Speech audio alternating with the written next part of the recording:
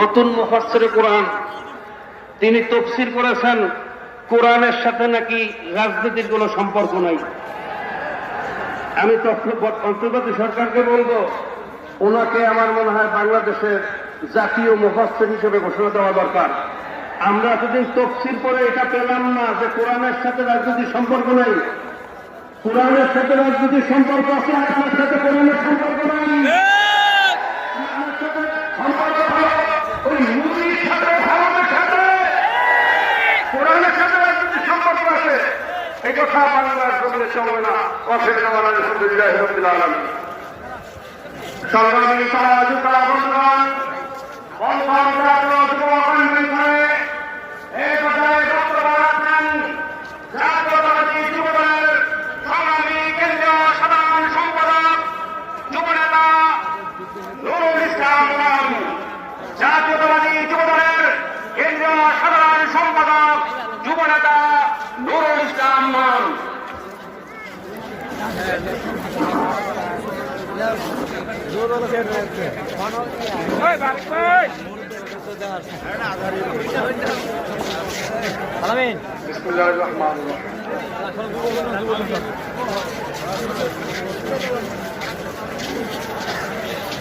Mohammad বিন Kasem, Ikhtiyar Uddin Mohammad, অখতিয়ার Khalji,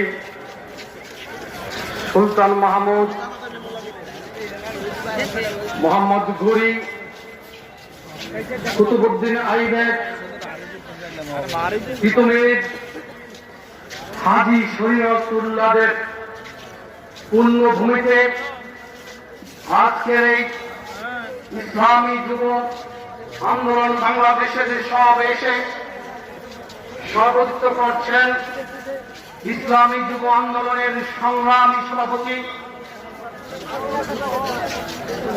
মাওলানা Mohammad Nesaruddin.